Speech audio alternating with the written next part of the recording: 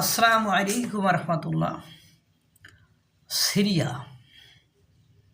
সিরিয়াকে Israel যেভাবে attack করতেছে, যেভাবে দখল করতেছে, তাতে করে আমার মনে হচ্ছে সিরিয়া হয়তোবা ইসরায়েলের দখলে চলে যাবে, বা সিরিয়া ইসরায়েল হয়তোবা দখল নিয়ে নেবে বা শাসনভার নিয়ে নেবে। ইতিমধ্যে গোলান মালভূমি সব বিভিন্ন গুরুত্বপূর্ণ স্থাপনা এবং তাদের পারমাণবিক কেন্দ্র, বিমানবন্দর, জাহাজের যে নির্মাণ কেন্দ্র, সর্বত্রই বা এরা অ্যাটাক করেছে, আক্রমণ করেছে এবং আক্রমণ করে ওদের বিদ্রোহের সময় আসাদের সাথে ওদের যে সংঘর্ষ লেগেছিল, সেই সময় যত ক্ষয়ক্ষতি হয়নি তার চেয়ে অনেক অনেক বেশি বিধ্বংসী এবং ক্ষয়ক্ষতি সংঘটিত হয়েছে, যেটা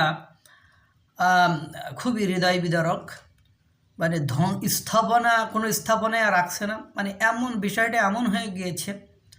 যদিও সিরিয়ার এখন যারা বিদ্রোহীরা আছে তারা যদিও ক্ষমতা পায়, তাহলে তারা ওই ক্ষমতা মানে পেয়ে দেশকে সুন্দর করে সাজাইতেও আগামী 200 বছরও পারবে কিনা সন্দেহ আছে। এখন ইসরায়েল আর আমেরিকা যেভাবে অ্যাটাক করছে বা আক্রমণ করছে বা বিভিন্ন ধরনের ধ্বংসযজ্ঞ চালাচ্ছে, তাতে করে এটা ট্যাকেল দেওয়া টাফেস্ট হয়ে গেছে বিষয়টা এরকম। এবং আমি এটা দেখেছি যে আসাদের যে আপনার আমাদের বাংলাদেশে যেটাকে আয়নাঘর বলা হয়েছে, সে আয়নাঘর দেখানো না হইলেও আসাদ সাহেব ওই আয়নাঘরের মতো যেখানে ফেলে মানুষকে নির্যাতন নিপীড়ন করত, এবং সেখানে দেখলাম হাজার হাজার শিশু ধর্ষণের ফলে জন্ম নিয়েছে এবং নারীদেরকে ধর্ষণ করে হাজার হাজার শিশু সেখানে জন্ম নিয়েছে।